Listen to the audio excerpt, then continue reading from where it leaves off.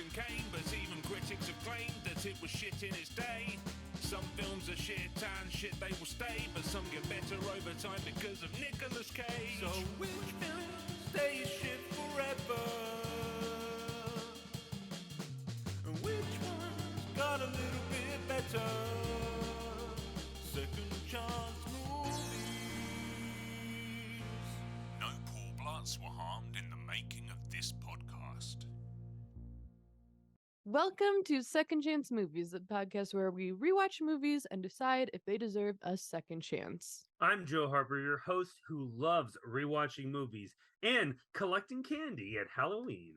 And I'm Jessica Quaz, your host who's a one and done kind of movie viewer who has never been stalked by a serial killer. That you know of. That I know of. Yikes, that's a terrifying thought. And today we are giving a second chance to Halloween H20 or H20, H2O, H20. As far as I remember the trailers and just anyone saying it, it was H2O, which sounded like Halloween. Water. There's no water in this movie that's like plays a significant difference. Big fail in the production there. Missed opportunity. Truly, like have him come from out of water. He's been frozen by a block of ice in the ocean. Who knows? Like we could have played constantly with it. Attacking people in pools. Yeah. Bathtubs. Janet Leigh's in the movie, and he could have attacked her in the shower. So, just want to say it at the top while we're talking about the title. I think the title of this movie is objectively awful.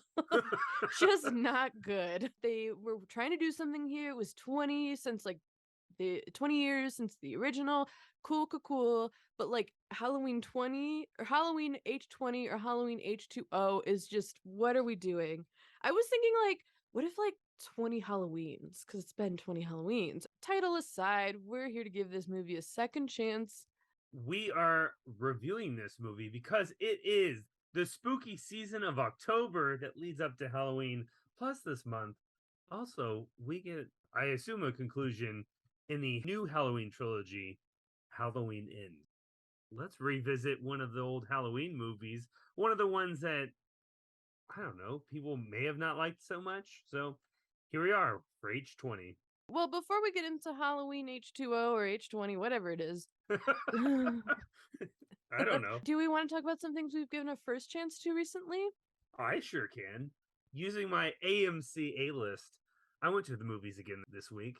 It's the scary season, so I watched Smile.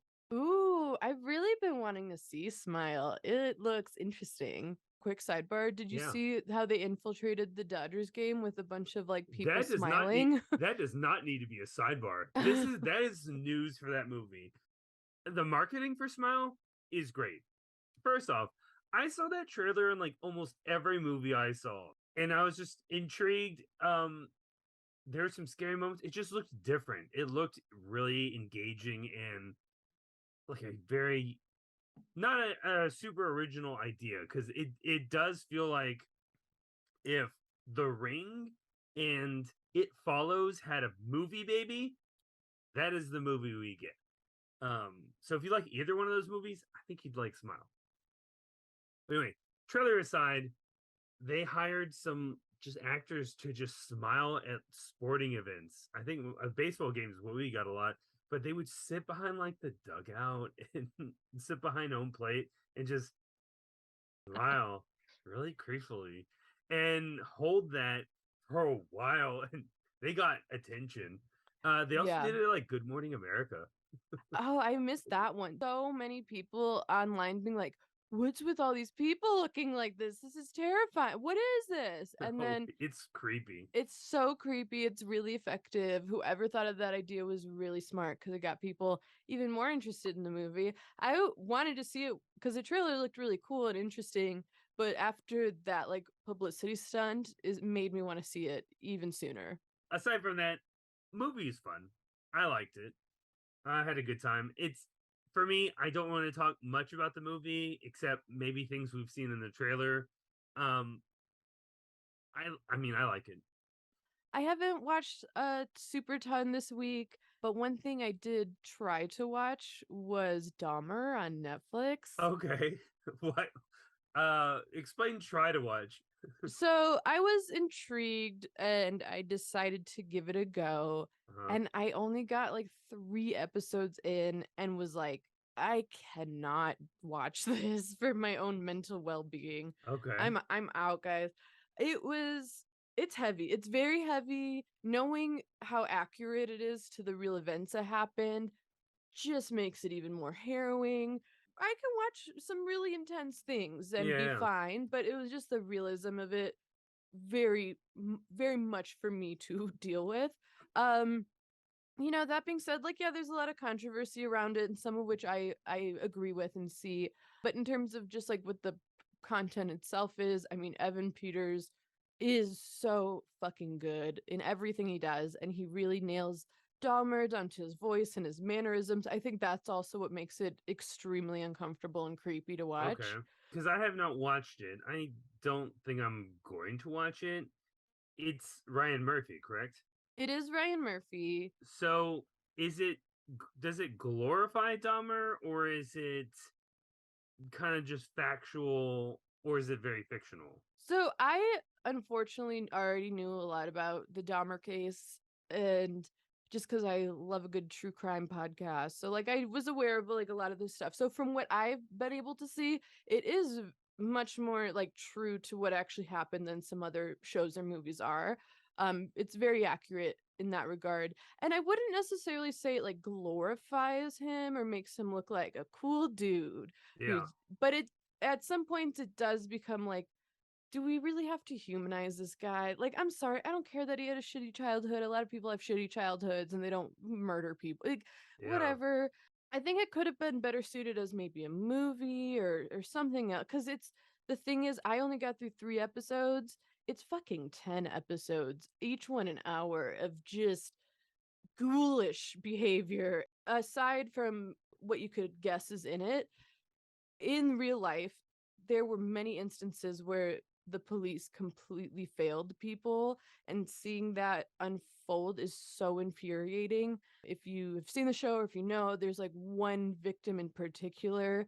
That's where I fucking checked out because I just couldn't deal with it.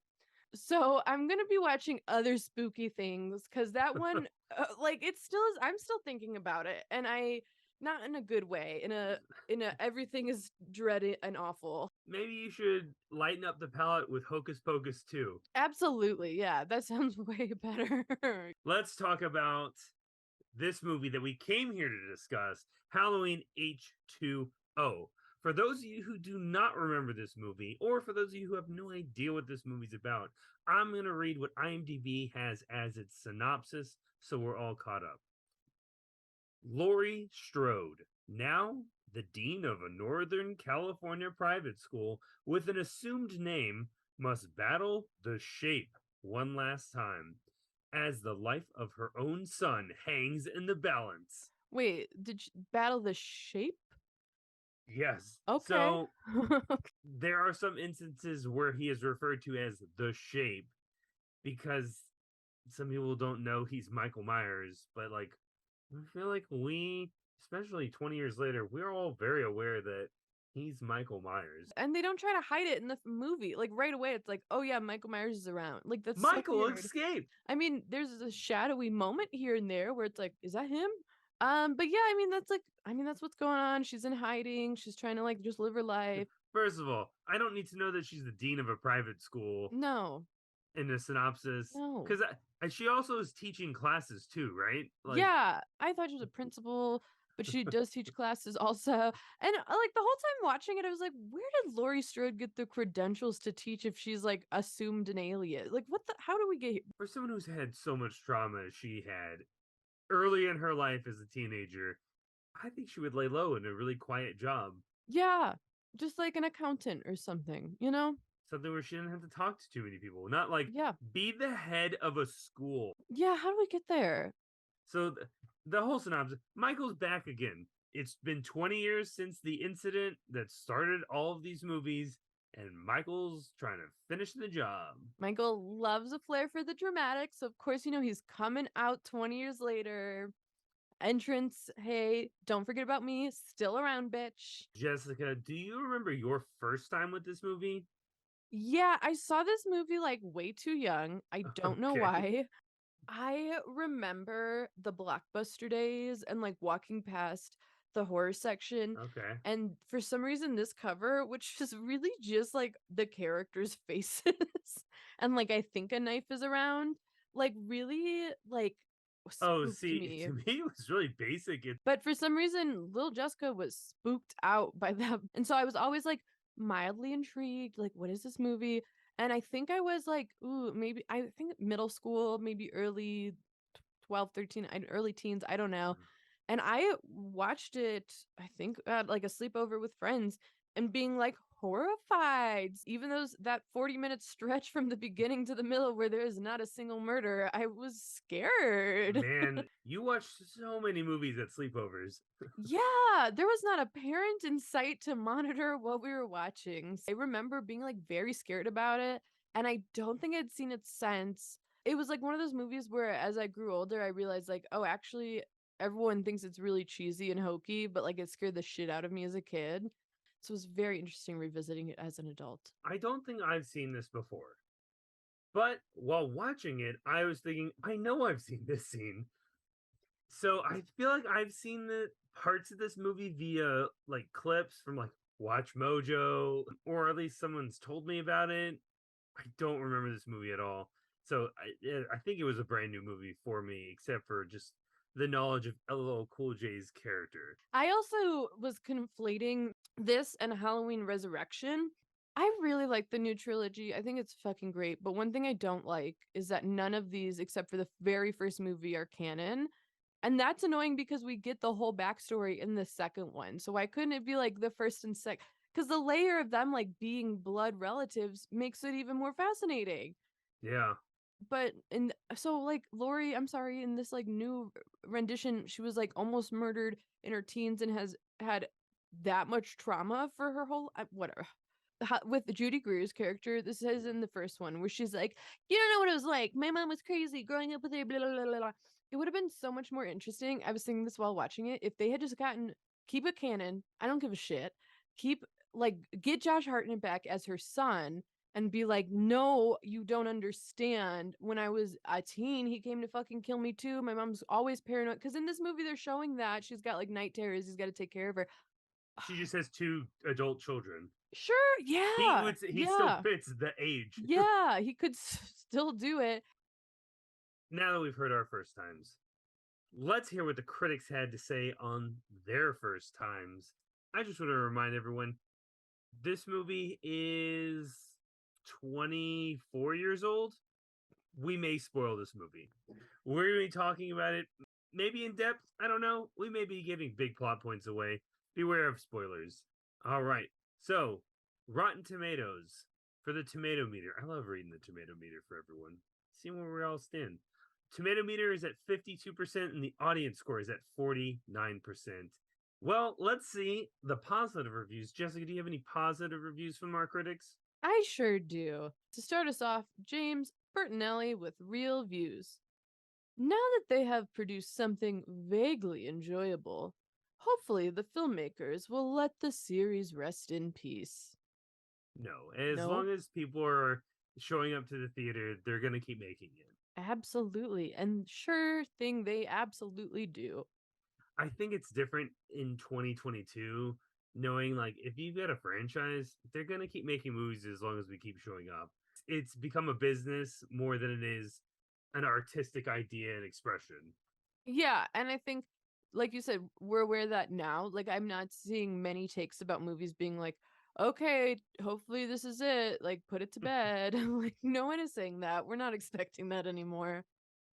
There's going to be another Jurassic Park. I don't fucking care what you say. I recently saw John Carpenter in an interview being asked, like, are you sick of them making all the Halloween movies? And he basically was like, no, because it's passive fucking income for me. Like, I love it. Like, I love whenever they make a movie. I make tons of money just sitting around.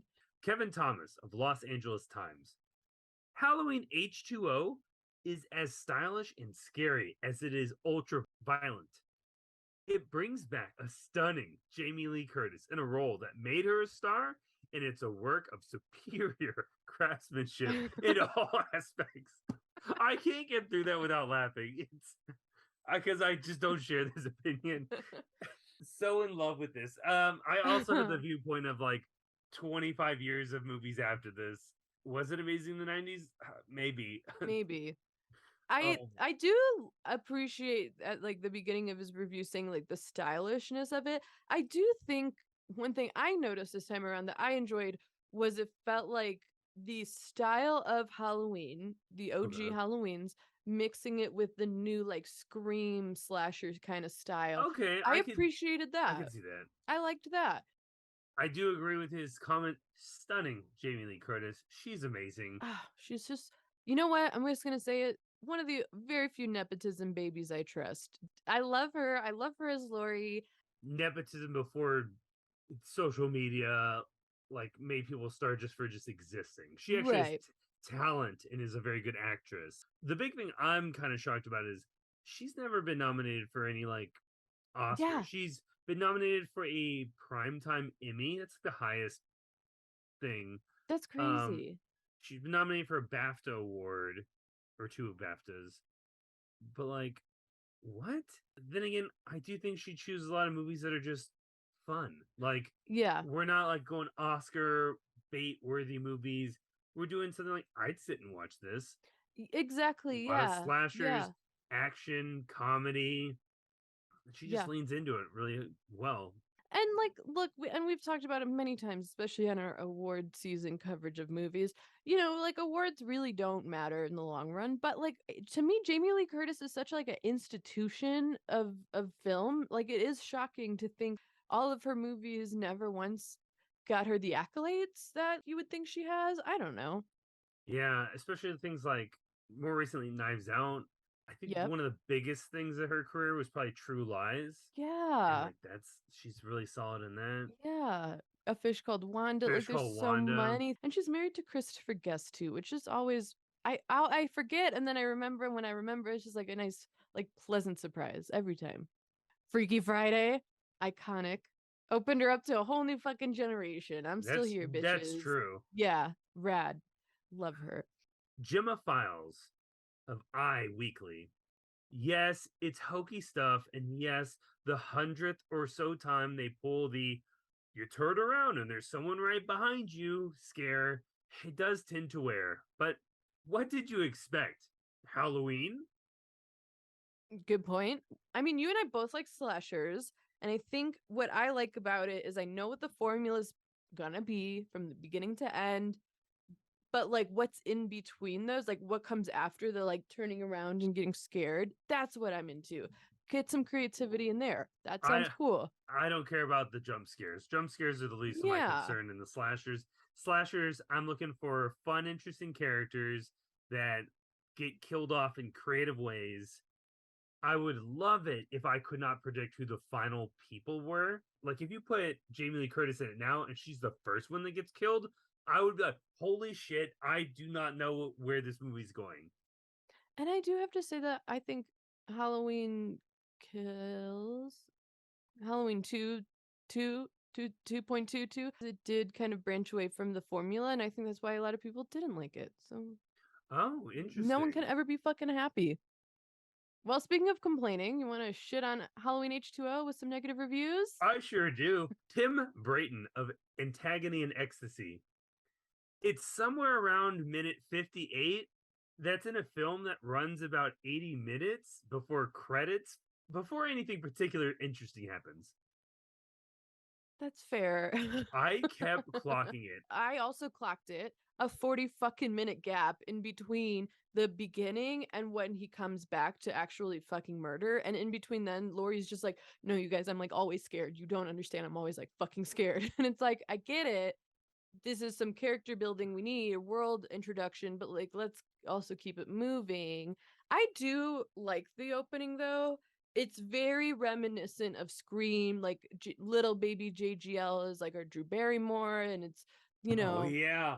Oh. yeah, I like that. I do. And it does also vaguely, it doesn't really like stress it enough, but the woman that Michael goes into was taking care of Dr. Loomis, and all of Dr. Loomis's paperwork is in that house. So he like went in to get the information about Lori. So like I get the setup, and I really liked how it looked. It was very reminiscent of like the first two movies. A lot of like pans show an empty house that may have Yes. someone in it, may not Yeah. have someone in it. Matthew Rosa of MatthewRosa.com. Halloween H20 is the worst film in the series, and for one reason, it's distracting plot holes. The only plot hole that I noticed was at the first 30 minutes of the movie, Laurie Strode says that she hadn't noticed it was Halloween, which is like, how do you not notice it's fucking Halloween? Your thing is being afraid of Michael Myers' attack on Halloween? You know when Halloween is. You know when it and you're is. dreading that day. There's decorations, there's kids running around getting costumes. Don't act like you didn't go in at Target recently. You fucking knew it was Halloween. What are you saying? Did Hollywood's sassiest bitch make any comments about this movie? He sure did. If you saw a movie, he's making a comment about it. Hollywood's sassiest bitch, Roger Ebert with the Chicago Sun-Times. I imagined Miss Lee telling her friends, they want me to do a cameo in the remake of Psycho, but I said, hell, I'd do Halloween H20 before I'd lower myself to that. It doesn't actually have a comment about this movie. Yeah. Besides saying that the Psycho remake with Anne Heche is worse than this movie, I guess. What Roger's not fucking acknowledging is the fact that it's His her daughter? daughter's franchise. Yeah, she's gonna do a cameo. Hey, Yeah. Mom, do you want to do a cameo in my movie? Sure. I love you, daughter. Yeah. Oh, and it's horror? Oh, the horror crowd loves me. Her cameo is that she's just like an assistant to Laurie Strode at the school or whatever. And there's like a really cute kind of cheeky moment where she's like giving Laurie advice, and she goes, if you don't mind me being maternal for a moment. And it's like, oh, it's because it's her mom. That's really cute. It's Janet Leigh. But like, that's why she did it. That's why she did it, Roger. Not because this movie seemed a lot better than the weird ass remake of Psycho. Wait, I have a chance to cameo in the Halloween series? I've heard those movies are fantastic. Who's in it? No way! My daughter? You get out of here. Get the fuck out of here. Jamie Lee's in it. No way. I don't believe you. Oh, Roger, you silly bitch. Well, let's talk about our second chance with Halloween H20. Right off the bat, when the movie started and I saw Miramax logo, I went, oh no. I know. Why? Why are you everywhere? Get away. I wonder if there's a way legally they could just be like, let's change this. Let's just, or like, can we scrub the credits, please? I'm so sick of seeing that fucking last name. One of my favorite things about this movie, for better or for worse, is the cast of this movie. Okay. This cast is so wild to me. So we've already touched on it a little bit, but just to reiterate, Jamie Lee Curtis. Yeah. First and foremost, iconic queen, Laurie Strode. Love her dearly. Great job, as always, playing Laurie. Wonderful, wonderful, wonderful. We have a very, very young Joseph Gordon-Levitt at the top of the film. This was like right in the middle of his Third Rock from the Sun era, which was a very fun era. I will say, if I came to the theater expecting JGL to be in this movie, I would be so pissed. He doesn't make it. Again, he gets an ice skate to the face. And like, again, it's very much like a Drew Barrymore moment where like someone who's pretty popular at the start of the film, you think is going to maybe be in it a while, and then bam, nope. And he has a really good scene where he's going through his neighbor's house that was just ransacked by Michael Myers, trying to like see if someone's in the house with tension. You think he's going to get murdered in that moment. He doesn't. It's a really cool sequence with him. I do like that. And then we have introducing Josh Hartnett, a very young, fresh-faced Josh Hartnett plays Laurie Strode's son. The only thing I have to critique about Hartnett, whoever did his hair for the movie should be fired. Almost as bad as Courtney Cox in Scream 3. It should be Hair Hall of Fame of terrible. Flat at the front and then spikes out on the sides. Put a bowl on really quick to chop whatever they could off. Also, Josh, can you take a quick nap before we start filming, just so it looks terrible the entire time? Truly, this poor man is just looking like he rolled out of bed and just showed up to set. That was not his job. Just someone take a second look at Josh and make sure he's okay, please.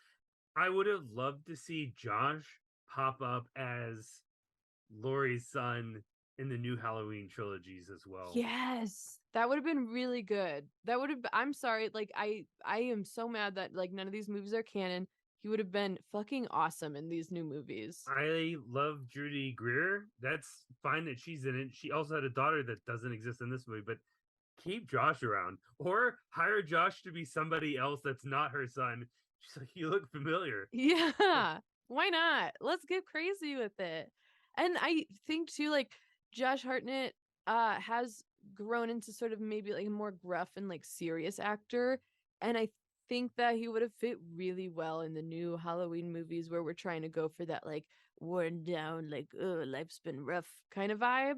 This is his first movie credit. He's introducing at the top, it says introducing Josh Hartnett. And I Just was like, oh yeah. my goodness, what a baby.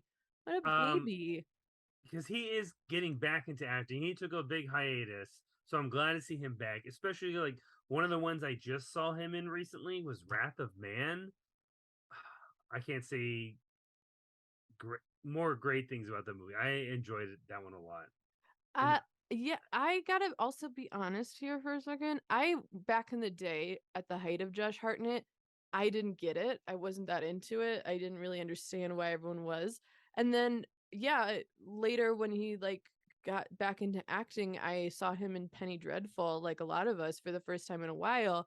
And I was like, oh yeah, actually he's really great. Like he's a really good actor, actually. I was wrong. the Hartnett movie I watched way too much, probably because I was in like high school theater, was O, because it's like the modern day telling of Othello. Yeah. I like O a lot. He's in some real good ones that I forget about. Like I really liked 30 Days of Nights too with the vamps. He's in Virgin Suicides. Oh, That's a movie. that is a And movie. another slasher, The Faculty. I'm pretty sure I saw Oh, that as a kid. The Faculty. I've been seeing that pop up on like Netflix or HBO, and I've been like, I need to revisit this. Usher, baby Usher's in it too. Like, I'm Um, obsessed with the pipeline in the early 2000s of like R&B artists to horror movie stars. I love it. Speaking of music artists to stars, we also have LL Cool J in this movie. We sure do. He's playing a security guard at the high school. Apparently the only one. The only security guard at this large high He school. just works the front gate as well. Yep. Nothing else. I will say he is working on a day that everyone is out of town camping except like 3 people. He's the one character in this movie that's interesting to me. He's got a few things. First of all, he's got a wife he's constantly talking to on the phone while at his job, which is great. But he's also trying to be a writer. Romance novels. He's writing romance novels. His wife is like giving him fun feedback. And I'm like, I'm way more interested about this character than anything else that's going on in this movie. I really like his character too. I think it's like probably the freshest out of a new addition to the Halloween franchise. And I get so annoyed with like what they do to this character because his character should have had like a really epic like heroic fucking one-on-one fight to the death with Michael Myers. That would have been rad. Nope, no, Laurie's dumbass boyfriend thinks he's Michael Myers for some reason and just unloads a whole fucking gun on him. And then we think he's dead. He shoots the shape because he thinks it's Michael. Oh, there we go. And then they run over to it to make sure it's dead. And then like, oh no, it's Ronnie, the security guard. I could tell the shape definitely was a security guard jacket. Like, come on, guys. Well, it's just like, really? Do we shoot the only one that I like cared about? Yeah. What are we doing here? Just like no ceremony, just like up, oh, he's down. Oh, okay. And then there's a quick little fun twist where he just pops back up and he's actually not dead. He's totally chill, even though like 5 bullets are in his stomach. He's all good. Laurie's about to like finish Michael off for good, and for some reason, LL Cool J's character goes, "No, don't worry about it. Hey, I'm alive. Don't worry about it. Don't just let it go. It's all good." Realistically, for remaking this, I feel like he does need, like you said, maybe even a fist fight with Michael. Yeah. But he dies at Michael's hands. Like there should only be like 1 to 2 people that survive, and it should be Lori and her son ultimately. Yeah. Ronnie, just one of the people that just wouldn't make it out of the movie. Security guard, you're not making it. I would have loved to see a hand-to-hand combat of LL Cool J just trying to beat the shit out of Michael Myers. I do feel like they just kept LL Cool J alive at the end to be like, well, everyone really likes him. Maybe we can bring him back for another movie if we do one. Like, I feel like that was really the only purpose of keeping his character alive. Is he in Resurrection? No. Well, then what the fuck are we doing this for? Resurrection stupidly goes, hey, you know that movie that just released a couple years ago? Forget about it. And then just to round out our talk of the cast, we have Michelle Williams. Yes. Babyface during Dawson's Creek era. Michelle Williams. Did you watch Dawson's Creek? I sure did. Yes. I never watched Dawson's Creek. So I think because I've never watched Dawson's Creek, I do not have a connection to Michelle Williams. There's just something about her that just like, yeah, she's in things, but like a lot of the movies she's in, I haven't really watched.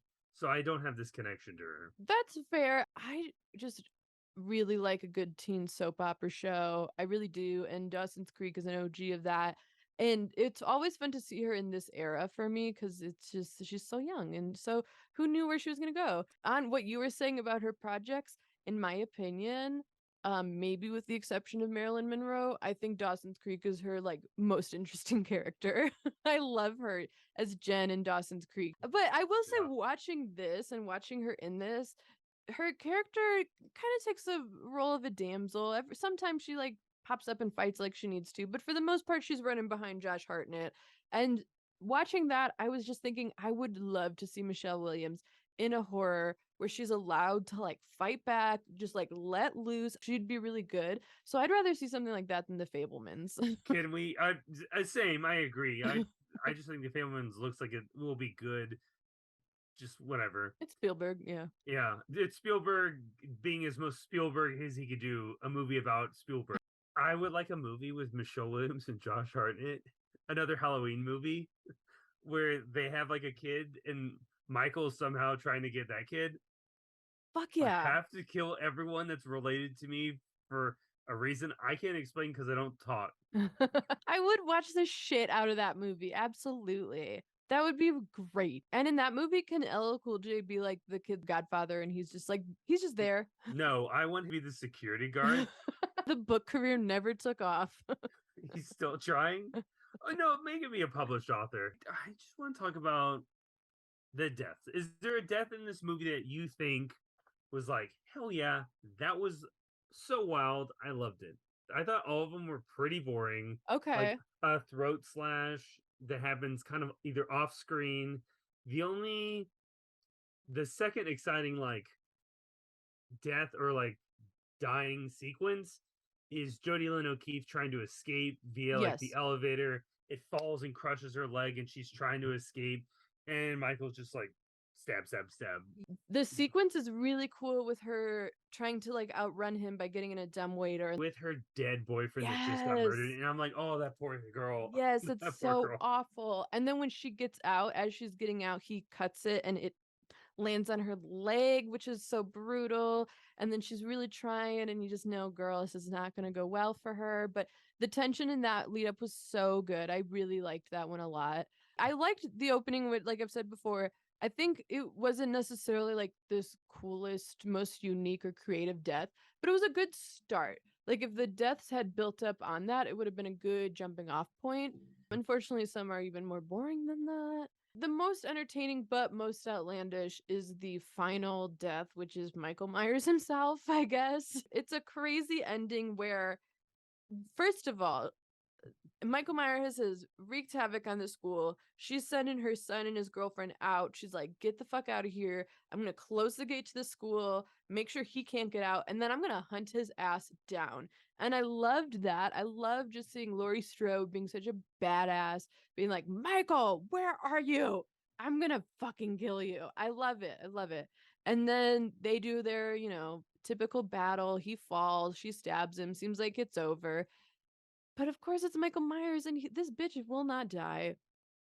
So the where it gets crazy and truly off the rails is that Lori hijacks his dead body that's in the coroner's van, steals the van, and instead of just like what I would think you would do in that moment is just take an axe and just kill him right there on the spot. In front of Nah. everyone. Yeah, just hey guys, I'm doing this because he's won't die, so you're welcome. She drives off, unclear where they're exactly going, but she drives off. He starts moving around in the body bag, which was kind of wild to watch.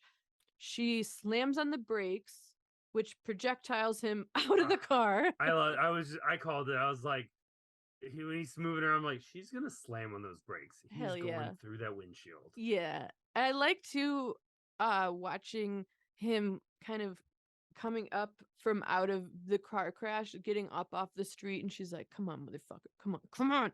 I liked that. When she crashes into him, the CGI looks super weird. Of him, like, Super weird. his body just like turns into a marionette, and it's really choppy. I was like, oh, we just learned how to use some digital technology. And then she's like, has him pinned. She like speeds into him, has him pinned onto the windshield. And that looks really hokey too. It looks just like really bizarre. I'm gonna get out. Yeah. And she fucking pins him against a tree, and then the car sets on fire. But he's still alive. He's still alive. He's still going. And they have this really intense moment that I really like, where she's standing over him and he's reaching his hand out to her, and she's almost like, "Oh, family, Yeah. hey, I'm brother, sorry. yeah, I we love can be you. friends now." And then she's like, "Wait a minute, no, you tried to kill my son. Nope, no, we can't be okay." Get fucked. Dude. Douche beheads him. We see his head roll, and that's it. And I think that that's fun. So I guess in that way, this movie can't be canon for this recent trilogy. I get it. There's one shot I really enjoyed is where Laurie and Michael see each other for the first time in 20 years. In like there's like a swinging door that has like a circle window in it, and they both like look up right at the same time. Like, ooh, that looks nice. It looked nice. I also liked she for like a second is like, okay, I'm gonna fucking kill him, and goes to get her gun, and he's gone into the night. Scary. One negative of, I guess, a few, but like the one that sticks out to me the most and really upsets me is I, for some reason, cannot stand Laurie's boyfriend in this movie. I hate this man so much. And there's just far too much of him in this movie. Like, get him away. He's so weird. He's like a guidance counselor at the school. If she's the dean, she should not be having this relationship. Absolutely not. This feels very inappropriate. They're also doing it in secret, which feels even more inappropriate. The scene that sent me into a spiral with this man was when she finally is gonna tell him like who she is and her past. She starts off very lightly. She's like, my brother murdered my sister when I was younger. And he goes, "Oh, that's sucky. Take your blouse off." Well, that sucks. Get naked. She's like playing. It's not. Also, if you think someone's joking about that, wouldn't your reaction be like, "Why are you joking about that? That's not funny." Yeah. That's not a funny joke. That scene made me uncomfortable. You know what? Let's hurry up to where Michael murders this guy. Yeah, I hate him so much. That sucks. No, he doesn't even say that sucks. He says that's sucky. That's sucky. Get out of here. He should have been the first person that gets murdered. So glad LL made it out alive. Me too, even though I wanted him to have a good heroic death. That death, if he had actually died in that death, that would have been a disservice. I was like, what the fuck? I was so mad. I was like, I already hate this guy so much, and now he just guns down the best character here. Ugh. Do you remember when we used to work on Lip Sync Battle with LL Cool J and Chrissy Teigen? It was a fun show. Yeah. Yeah. I never really watched it, but never saw an episode. No. The one thing I thought was weird, they don't like wrap up Josh Hartnett or Michelle Williams' character. And there's no sort of, especially for her son, like any sort of like acceptance of what just happened or like Yeah. processing it for a second. Like she gets him to just drive down the street to someone's house to inform them to call the police or whatever. And then we see them, yeah, like a glimpse of I them. wish we had had more meat and potatoes with Hartnett Williams. Yeah. I Oh feel like yeah. if this movie got made today with the same like idea that Michael's coming after, I think the main character would have been Hartnett with Michelle Williams, and then uh Curtis would have had a more supporting role. Yeah, or even just they would be just as much of a main character as her. Okay. You know, like in like the new trilogy also, Judy Greer's character is always like, my mom was such a hard survivalist. It was so hard to be her daughter. Blah, blah, blah. Josh Hartnett's character like literally was doing that in this movie too, where he was like, I can't keep like dealing with your shit, mom, you anxious lady. Stop it, you hysterical woman. And then is like, oh, actually, she was right. He did come to fucking get me. And I think it would have been cool to revisit that even at the end of this movie where it was like, oh, you know what, like there was some truth to this. My Yeah, mom wasn't mom. crazy and she just saved my fucking life. Like Mom, I you were love right. her. You were right, and you're a badass. Don't ever be anxious. You fucking did it, mom. Good job. You know what I mean? Like just a little something to put it like a nice bow on it, you I know? also think she should have like included her son in like the murder of Michael Myers. Like, hey, we're doing this together. Like, let's do Yeah. this. He should have been there for it because it is also like his weird family legacy. Like he's in this bloodline. He's like Yeah. the latest one to be a part of it. Also, just while we're talking about him, I have a note towards the beginning of the movie when we're in Dean Laurie Strode's office. There's a picture of Josh Hartnett on her desk that's clearly just like a Josh Hartnett like headshot, just like, and it's supposed to be like it's supposed to be like this like sweet like photo of her son, and she looks at it very lovingly like, "Oh, I love my son so much." But it's so silly 'cause it's just Josh Hartnett. This is not a cute little son photo. This being a horror movie, was there any moment in this movie that scared you psychologically, or a jump scare that got you, or a death that got you? Like, I forget the actress's name, the friend's girlfriend. Her death actually really was intense to watch and did scare me. Leg stuff, whenever there's a leg, like a Achilles injury. tendon or a leg injury, I hate that so much. There is only one moment in this movie that made me jump because I was like half paying attention to it on my phone. Lori's in a restaurant or a diner just minding her own business, and then fucking something just slams into the glass. It's like two kids in Halloween costumes just fucking around, but like that took I was not paying attention. Oh, Jesus Christ. What? That's a fun jump scare because she's just chugging wine, trying to like numb herself, and then it's like two kids dicking around. Like, I don't like jump scares. I think they're very unnecessary.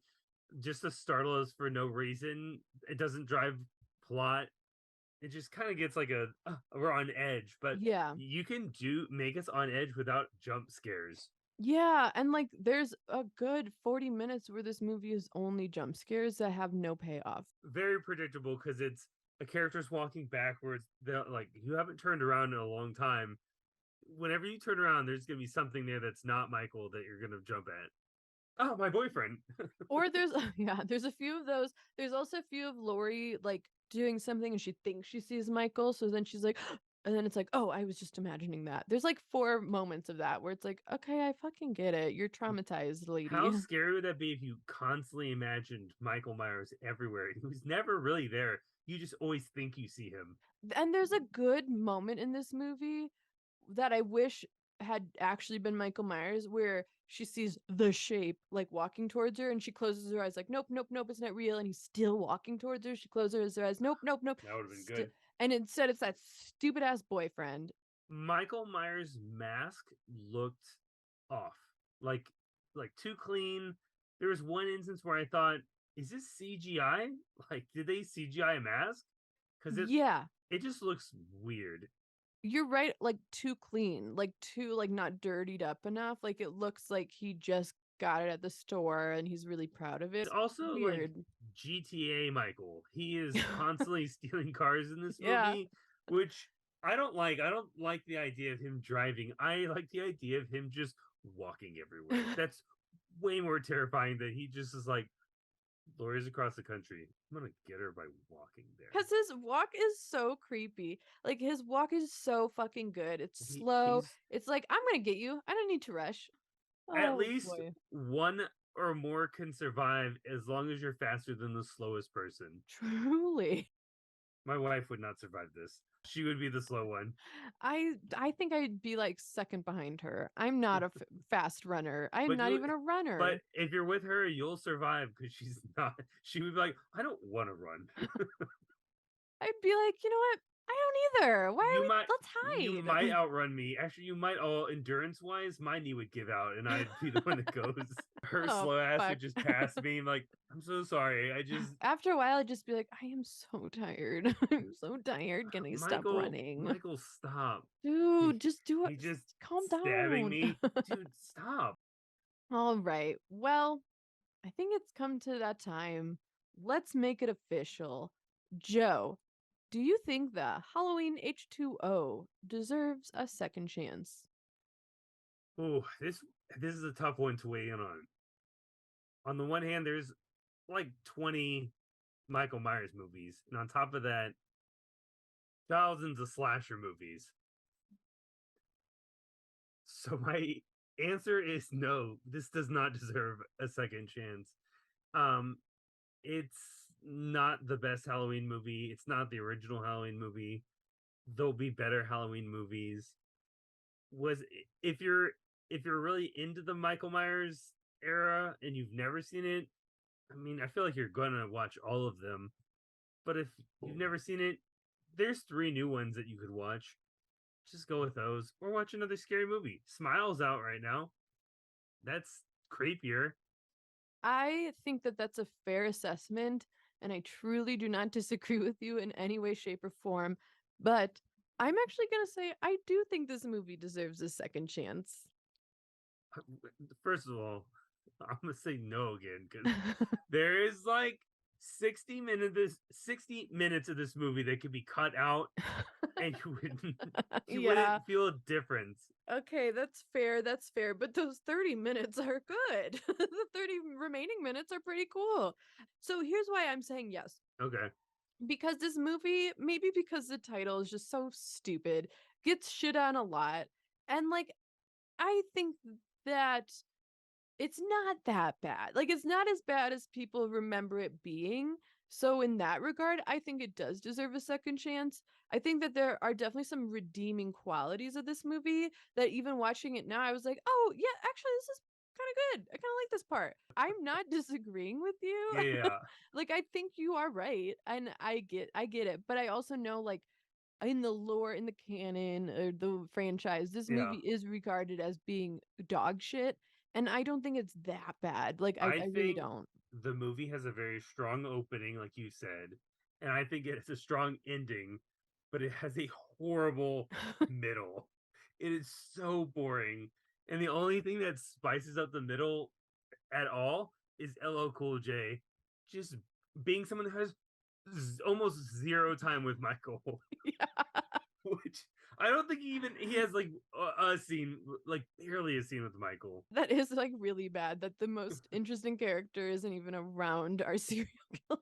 He's not. I don't know. Maybe I'm just really biased because I really love Jamie Lee Curtis. I don't know. Probably a bit to do with it. It really could be But that. if you think about it this way, there's so many other better Jamie Lee Curtis movies to watch.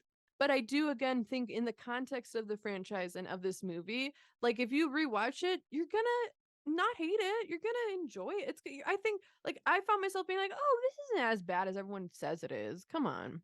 Well, thank you for listening to another episode of Second Chance Movies. As always, you can find us wherever you listen to your podcast, and you can find us on YouTube for a visual episode.